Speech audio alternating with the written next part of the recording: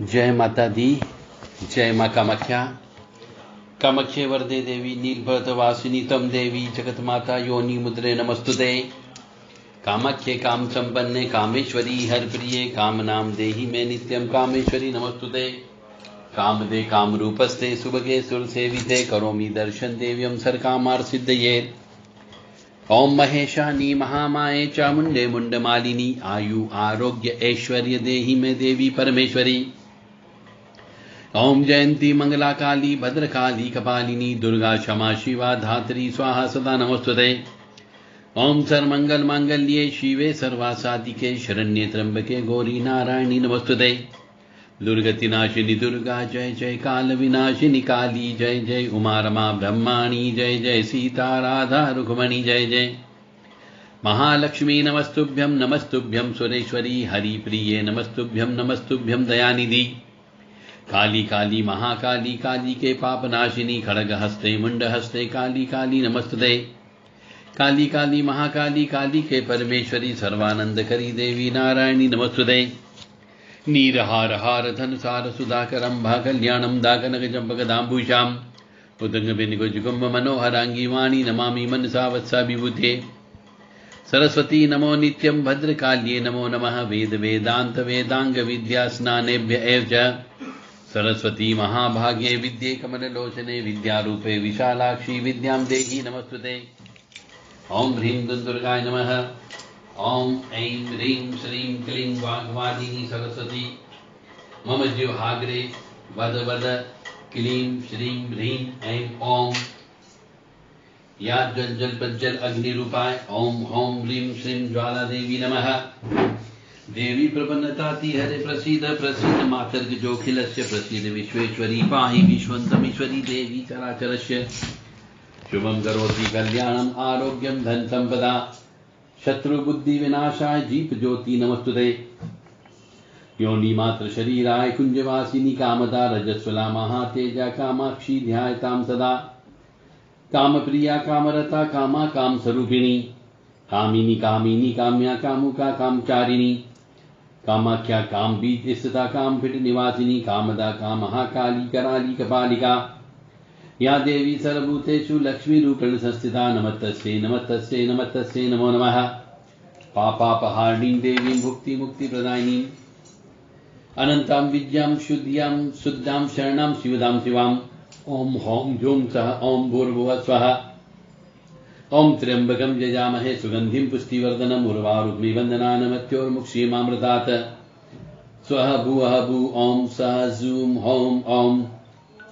या देवी सर्वभूतेषु मातृरूपेण संस्थिता नमस्तस्यै नमस्तस्यै नमस्तस्यै नमो नमः। या देवी सर्वभूतेषु लक्ष्मी रूपेण संस्थिता नमस्तस्यै नमस्तस्यै नमस्तस्यै नमो नमः। या देवी सर्वभूतेषु दया रूपेण संस्थिता नमस्तस्यै नमस्तस्यै नमस्तस्यै नमो नमः। या देवी सर्वभूतेषु शक्ति रूपेण संस्थिता नमस्तस्यै नमस्तस्यै नमस्तस्यै नमो नमः। देव राधा ट्रस्ट की तरफ से सत्यवाणी की प्रस्तुति। मां भगवती जगत जननी आद्य शक्ति भवानी के ऊपर एक और रहस्यमय ज्ञान आपको दे रहे हैं। जो साधक मनुष्य हैं, जो शिव जी की पूजन अर्चन करते हैं, जो मनुष्य देवी मां की भी सेवा करते हैं, तो दोनों शिव शक्ति की पूजा करना क्यों अनिवार्य? जो मनुष्य केवल शिव जी की पूजा करेगा उसके पास रक्षा कवच तो हो जाएगा, परंतु धन धान्य ऐश्वर्य नहीं होगा। इसके लिए आपको पालन करती देवी के पास जाना पड़ेगा। इसीलिए शक्ति वालों को शिव जी की सेवा करना भी जरूरी होता है, क्योंकि रक्षा कवच वहीं से प्राप्त होता है। और जो शिव जी वाले हैं, जिन्हें रक्षा कवच मिल चुका होता है, उन्हें धन धान्य चाहिए, तो देवी की सेवा तो करना ही पड़ेगी। और जो मनुष्य देवी जी की सेवा नहीं करता है, उनके पास में पैसे की कमी अवश्य रहती है। आध्यात्म एक ऐसी चीज है जो आपके लक्ष्य की ऊर्जा को हमेशा ऊर्ध्वगामी बनाती है। और मनुष्य के जो विचार हैं उन विचारों को संकीर्ण विचारों से अलग हट करके वृहद विचारधारा की ओर लेकर के जाती है और मुक्ति दिलाती है। इसलिए आध्यात्म में डूबना चाहिए, धर्म में नहीं डूबना चाहिए, आध्यात्म में डूबना चाहिए। हमारे शास्त्रों में लिखा हुआ है कि मनुष्य को व्यक्ति पूजा में महत्व नहीं देना चाहिए। व्यक्ति को पूजने के बजाय व्यक्ति के साथ में जो गुण चल रहे हैं, जो शक्तियां चल रही हैं, उनको पूजना चाहिए, परंतु व्यक्ति को नमन करना चाहिए, श्रद्धा रखना चाहिए, क्योंकि वह सद्गुरु होता है और वह सद्गुरु ही शिवत्व से लेकर के मां जगत जननी तक पहुंचाता है। क्योंकि गुरु ही ऐसा है जो मनुष्य को ब्रह्मांडी दिव्य ऊर्जाओं से मुलाकात करवाता है, इसलिए वह नमन करने योग्य तो है। वेदों में अधिकांश जगह लिखा हुआ है मात्र शक्ति को भी पूजना है, और ब्रह्मा जी की उपासना भी करना है, शिव जी की उपासना भी करना है, यानी कि जगत के पालनकार श्री हरि विष्णु और लक्ष्मी जी के साथ साथ अन्य दिव्य देवताओं की पूजा करना भी अनिवार्य है। वेदोक्त जो पूजन होता है उसमें इसीलिए सभी देवी देवताओं को स्थापित किया जाता है। सभी देवी देवताओं को स्थापित करने का मतलब हो गया पीठ पूजन जो होता है। अब आप कहेंगे साहब पीठ पूजन क्या होता है, तो वो भी बता देते हैं कि जब भी कोई अनुष्ठान किया जाता है, बड़ा यज्ञ किया जाता है, तो उसमें सभी देवी देवताओं को आसन पर बिठा करके रोजाना पूजन अर्चन करने का विधान है, उसे पीठ पूजन बोला जाता है। तो आप भी जब भी कोई अनुष्ठान करें तो उसमें ये पीठ बनाना अत्यंत आवश्यक होती है। शैली पीठ जो बनती है वो रुद्र कलश की होती है ईशान कोण में। दूसरी पीठ नवग्रह की होती है। तीसरी प्रधान पीठ होती है। फिर देवी देवताओं की पीठ होती है। फिर गौरी गणेश की होती है। चतुष्षष्ठी योगिनी की होती है। सप्तग्रत मातृका की होती है। और फिर एक तरफ क्षेत्रपाल देवता बैठते हैं और एक तरफ वास्तु देवता बैठते हैं। तो इन सबको स्थापित किया जाता है वेदोक्त पूजन में, और सभी का आदर सम्मान करके इनके पूजन अर्चन कर रोजाना हवन भी करना पड़ता है। और एक मंत्र से किसी को कुछ भी प्राप्त नहीं होता है। ऐसा कोई महामंत्र नहीं है जिसके जाप से जीवन में सभी चीज पूर्ण हो जाए, ऐसा हो ही नहीं सकता है। चाहे वो गायत्री मंत्र हो, चाहे महामृत्युंजय मंत्र हो, चाहे वो नवाण मंत्र हो। क्योंकि जब तक किसी भी मंत्र में स्त्री का पुट नहीं आएगा वो मंत्र पूर्ण नहीं माना जाता है। क्योंकि आप स्त्री को मां के रूप में भी देखते हैं, वहीं बहन के रूप में भी देखते हैं, प्रेमिका के रूप में भी देखते हैं, तो पत्नी के रूप में भी देखते हैं। और जीवन भर स्त्री कहीं ना कहीं आपसे टकराती है। यदि पुत्री के रूप में आ गई तो उसका कन्यादान भी करते हैं। एक स्त्री जो है पुत्री भी होती है, बहन भी होती है, पत्नी भी होती है, वही माता भी होती है, दादी भी हो सकती, परदादी भी हो सकती है, नानी भी हो सकती, मामी भी हो सकती है। इसी प्रकार से स्त्री अनेक स्वरूप में व्यक्तियों के साथ जीवन में आती जाती है। प्रत्येक संबंध में व्यवहार भी संबंधों के अनुकूल ही होता है। और जब महापूजा की बात करते हैं तो महापूजा में बड़े बड़े ऋषि मुनियों ने भी आदि शक्ति भवानी को अनेक रूपों में बुला करके पूजन अर्चन करके ही आनंद और परमानंद प्राप्त किया है। शिव की पूजा शक्ति की पूजा के बिना अधूरी है, और शक्ति की पूजा भी शिव की पूजा के बिना अधूरी है। तो जो वास्तव में शिवत्व जिसको चाहिए,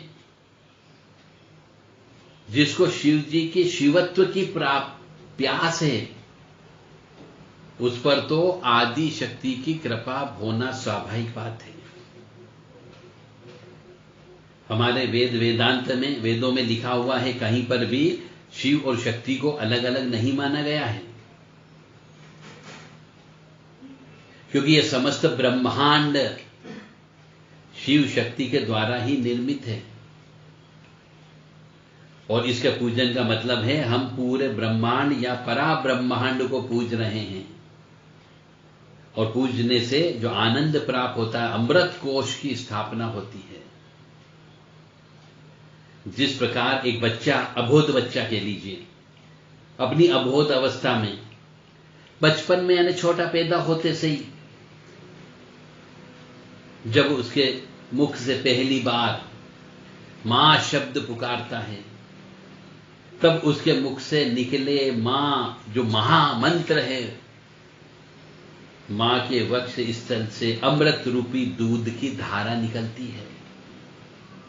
ठीक इसी प्रकार मनुष्य को, साधक को, जब अपने मानवीय बुद्धि और तर्क को त्याग करके, मतलब कि कोई भी मनुष्य जो साधना करता हो, जो ईश्वरी भक्ति में लीन है, उसे कभी भी तर्क, वितर्क और कुतर्क तीनों चीज नहीं करना चाहिए। अपनी बुद्धि का प्रयोग तो बिल्कुल भी नहीं करना चाहिए। यानी कि तर्क, वितर्क, कुतर्क और बुद्धि को पूर्ण रूप से त्याग करके पूर्ण श्रद्धा के साथ, पूर्ण समर्पण भाव से आदिशक्ति भवानी का पूजन करना चाहिए, स्तुति करना चाहिए। तो फिर मां से संबंध स्थापित हो सकता है।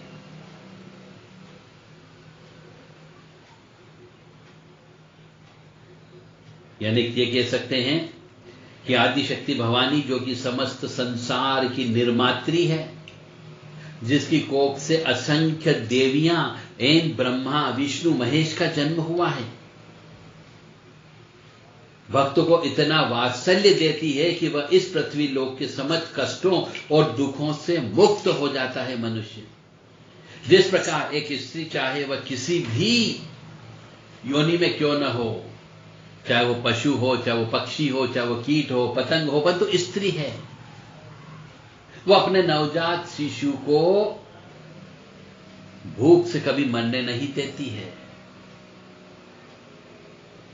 भोजन अवश्य उपलब्ध कराती है। जहां पे स्तनपान वाली बात है तो वो स्तनपान अवश्य देती है। ठीक उसी प्रकार आदि शक्ति जगत जननी भवानी भी प्रकट हुई है और अपनी अमृत धारा से सभी मनुष्यों को चिंता मुक्त भी बनाती है। और जिस साधक पर मां भगवती की कृपा हो जाती है, उस पर तो शिव की कृपा स्वतः होती है, और उस मनुष्य से राक्षस, भूत, वेताल, प्रेत, डाकिनी, शाकिनी, ये नेगेटिव एनर्जी जितनी भी होती है तो दूर भागती है। और जिसके ऊपर मां भगवती जगत जननी की कृपा हो जाती इस पृथ्वी लोक में, उस साधक को समस्त सुख और ऐश्वर्य तो मिलते ही मिलते हैं। यश भी मिलता है, प्रसिद्धि भी मिलती है, कीर्ति भी मिलती है, भोग भी मिलता है, और सभी जितनी मानव की आवश्यकता होती है उसकी कल्पना से कई हजार गुना ज्यादा वो उसको न्योछावर करती है। स्वयं भगवान शंकर भी पार्वती मां या अन्नपूर्णा मां के द्वारा ही भोजन पाते हैं। उनकी समस्त आवश्यकताओं का भी ध्यान आदि शक्ति ही रखती है। एक बार आपको कहीं न कहीं पे हो सकता है शिव भक्त आपको भूखे पेट मिल सकते हैं, उनके आसपास दरिद्रता मिल सकती है, परंतु मां भवानी के शिष्य कभी भी भूखे तड़पते हुए नहीं मिलेंगे।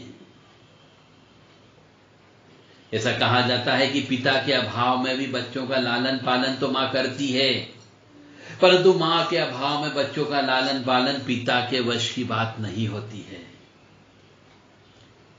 प्रकृति की संरचना ही कुछ इस प्रकार से बनाई गई है। यदि देवी मां अपने भक्त पर जरा सी भी आंच आती देख लेती है तो वह सिंह वाहिनी के समान रौद्र रूप, भयंकर क्रोध रूप धारण कर लेती है और फिर काली स्वरूप में आकर के शत्रुओं का संहार कर देती है। और जब ऐसा हो जाता है तो कहीं भगवान शिव को भी उनके चरणों में लेटकर उनको शांत करना पड़ता है। तो शिव भी शक्ति की आज्ञा में बंधे हुए हैं। मां भवानी के मुख से निकला हुआ एक एक शब्द पूर्णतः सत्य होता है और शिव जी को उस शब्द को पूरा करना पड़ता है। प्रेम, ममता, सुरक्षा एवं ऊर्जा का अटूट भंडार आदि शक्ति मां होती है। तो मां की शरण में जाइए, मां के पूर्ण रूप से समर्पण कर दीजिए, उनकी उपासना करिए, उनके लिए अपनी सबसे ज्यादा प्रेम जिससे करते हो उस चीज का त्याग करके देखिए। और स्वयं भगवान शंकर अपने गण और भक्तों को जीवन व्यापन एवं घोर दरिद्रता मिटाने के लिए मां की आराधना करने के लिए प्रेरित करते हैं। यानी कि मां की आराधना तो करना ही पड़ेगी।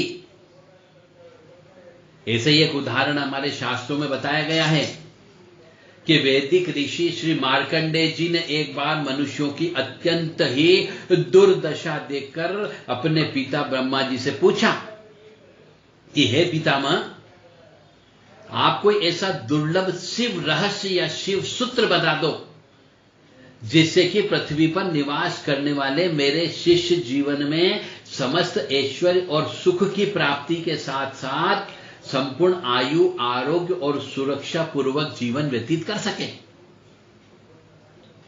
इस पर पितामह ब्रह्मा जी बोले कि हे पुत्र, तुमने तो स्वयं आदि शक्ति शिव से महामृत्युंजय प्राप्त किया है, तो फिर तुम्हें अन्य किसी सुरक्षा चक्र की क्या आवश्यकता।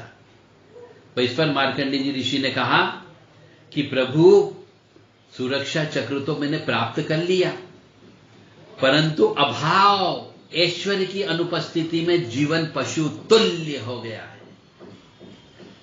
यानी कि जो मनुष्य भोलेनाथ की सेवा करता हो और पार्वती मां की कह लीजिए या देवी मां की उपासना नहीं करता हो तो वह दरिद्र अवश्य रहेगा। इसीलिए दोनों की उपासना करना जरूरी है। तब ब्रह्मा जी ने मार्कंडेय जी ऋषि को एक गोपनीय कवच बताया, उसका महत्व बताया, उसकी विधि बताई और उसका विस्तार पूर्वक वर्णन बता दिया। और जो देवी कवच है उसको ही देवी कवच बोला जाता है। यानी कि जो मनुष्य देवी कवच का रोजाना पाठ करता हो, देवी कवच में बताए गए नियमानुसार उस विधि विधान से देवी कवच का पाठ करता हो, उस मनुष्य को धन धान्य अवश्य मिलता है, दरिद्रता उसकी दूर अवश्य होती है और बरकत अवश्य उसके घर में बनी रहेगी। आरोग्य अवश्य मिलेगा, धन मिलेगा, सुंदर पत्नी मिलेगी, सुदर्शन स्वास्थ्य मिलेगा, सफलता मिलेगी, प्रसिद्धि मिलेगी, कीर्ति मिलेगी, यश मिलेगा, सब चीज उसे प्राप्त हो सकती है। कोई भी ऋषि श्री विहीन नहीं था, आपने देखा होगा। हमारे जितने भी पुराण हैं उनमें जो कथाएं आती, उन कथाएं में कोई भी ऋषि मुनि श्री विहीन यानी लक्ष्मी विहीन कभी नहीं रहा। उसके कदमों में हमेशा राजा महाराजा लाखों रुपए लुटाते रहे, कभी धन धान्य की कमी नहीं हुई। क्यों नहीं हुई? कि हमारे सभी वैदिक ऋषियों ने शिव के साथ साथ शक्ति की भी उपासना की और आराधना की, और उन्हीं के कृपा बल पर ही जीवन में सभी भौतिक सुख के साथ साथ शिवत्व भी उनको प्राप्त हुआ। जिस प्रकार शिव जी मात्र मृग छाल लपेटे बिना किसी सिंहासन के हिमालय पर निमग्न भाव से विराजमान रहते हैं, तो वहीं आदि शक्ति स्वरूपा मां अन्नपूर्णा उनके साथ हमेशा निवास करती हुई शिव जी के अलावा उनके सभी गणों भक्तों को, यहां तक कि पुत्रों को भी किसी भी वस्तु की कमी नहीं होने देती है। यानी भोजन तो मिलता है, दरिद्रता चाहे हो, परंतु भोजन अवश्य प्रदान होता है। मतलब मेरा इस पूरा कहने का अर्थ ये था कि मनुष्य को शिव जी के साथ साथ मां भगवती आद्य शक्ति भवानी की पूजन अर्चन अवश्य करना चाहिए, उनका स्तुति का गान अवश्य करना चाहिए। यानी कि 2 ब्रह्मास्त्र मैं आपको बताने जा रहा हूं कि एक तो शिव जी का शिव तांडव स्तोत्र और देवी पुष्पांजलि स्तोत्र। जो मनुष्य इन 2 स्तोत्र को कंठस्थ याद कर लेता है, रोजाना उनका पाठ करता है, तो उसके घर पे कभी भी दुख, दरिद्रता, परेशानी, कष्ट, बीमारी ये बिल्कुल भी नहीं आती है। ये दोनों ब्रह्मास्त्र आज का ये बहुत बड़ा रहस्य है। जो समझ जाए उनके लिए इशारा काफी है, जो नहीं समझे उनके लिए हम कुछ नहीं कर सकते। मां भगवती जगत जननी उनको इस प्रकार की दिमाग दे, उनको ज्ञान दे कि वो हमारे द्वारा कहे गई इन जानकारी को समझ सके और सुखी स्वस्थ रह सके। तो मां भगवती जगत जननी आद्य शक्ति भवानी आह्लादिनी शक्ति कष्ट निवारिणी दुख निवारिणी महिषासुर मर्दिनी चंड मुंडनाशिनी सिंहवाहिनी धूम्रलोचन सहंती सिंहवाहिनी पापनाशिनी क्लेशनाशिनी सर्वशत्रुनाशिनी सर्वशत्रुघातिनी सर्वसृष्टिकारिणी परमेश्वरी सत्य विज्ञान स्वरूपा नित्य महामाया कामाख्या आपको सुखी रखे, स्वस्थ रखे, प्रसन्न रखे। त्रीम द्रीम द्रीम होम होम श्रीम श्रीम कामाख्याय प्रसीद प्रसीद त्रीम द्रीम द्रीम होम होम श्रीम श्रीम छोम ओम ओम वशठ छोम ओम ओम वशठ छोम ओम ओम वशठ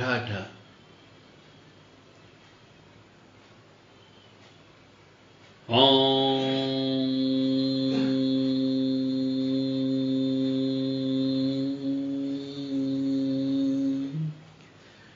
राम रीम काली के घोर दस्ते रुधिर प्रिय रुधिर पुण्वक्त्रे रुधिरावृति सनी ममधर ततुनम खादे खादे हिंस हिंस मारे मारे भिंदी भिंदी झिंदी झिंदी उच्चाटे उच्चाटे दावे दावे शो शो से स्वाहा रीम रीम काली के मदी शत्रुनम समर्पयामि स्वाहा। ओम जय जय किरी किरी कुटु कुटु घट घट गिटी गिटी मर्द मर्द मोहे मोहे हर हर मम रिपुन दंसे दंसे बक्षे बक्षे टोटे टोटे यातु धानिका चामुंडा सर जनान्यज्ञो राजपुरुषान स्त्रियां मम वशान गुरु गुरु तनु धनु धान्यम धनश्वन गजन रत्नानि दिव्यकामिनी पुत्रान राज्यम श्रियम देहि देहि रक्ष रक्ष शाम झीम झूम झैं झोम ज स्वाहा। जटाट विगल जजल प्रवाह पावितस्थले गलेवलंब लंबितं भुजंग तुंग मालिकां डमड डमड डमड डमंड नादवड्ड मर्वयं चकार चंड तांडवं तनोतु न शिव शिवम्। जटाकटाह सब्रमण्डनम निलिंब निर्जरी विलोल वीचि वल्लरी विराजमान मूर्धनि धगत धगत धगत जलल्ललाट पट्ट पावके किशोर चंद्रशेखरे रति प्रतीक्षणम मम। इस प्रकार से शिव तांडव स्तोत्र का पाठ अवश्य करना चाहिए, जिससे कि आपका निरोगी भी रहोगे, धन धान्य की प्राप्ति अवश्य रहोगे और लक्ष्मी जी की कृपा अवश्य आपके ऊपर बनी रहेगी। अयि गिरि नंदिनी नंदित मेदिनी विश्व विनोदिनी नंदनुते गिरिवर विंध्य शिरोदिनी वासिनी विष्णु विलासिनी जिष्णुनुते भगवती हेशिति कंठ कुटुंबिनी भूरि कृते जय जय हे महिषासुर मर्दिनी रम्य कपरदिनी शैलसुते। ये देवी पुष्पांजलि का पहला अंतरा मैंने बोला है आपको, ऐसे ही उसमें 24 अंतरे दिए गए हैं, उनको याद करें और बोलें, क्योंकि यहाँ पे समय कम है, एक हमारी भी समय सीमा होती है, उस समय सीमा के अंदर भी हमें ये हमारी आवाज को विराम देना होता है। माँ भगवती आपको सुखी रखे, स्वस्थ रखे, प्रसन्न रखे। इन्हीं कामनाओं के साथ आप भोलेनाथ और शिव शक्ति दोनों की उपासना करें तो आपको सुख समृद्धि शांति अवश्य प्राप्त होगी। भोलेनाथ की कृपा प्राप्ति के लिए श्री रुद्राभिषेक अवश्य कराते रहें और देवी मां की कृपा प्राप्ति के लिए दुर्गा सप्तशती का हवन हर महीने कराते रहें। जय माता दी, जय मां कामाख्या।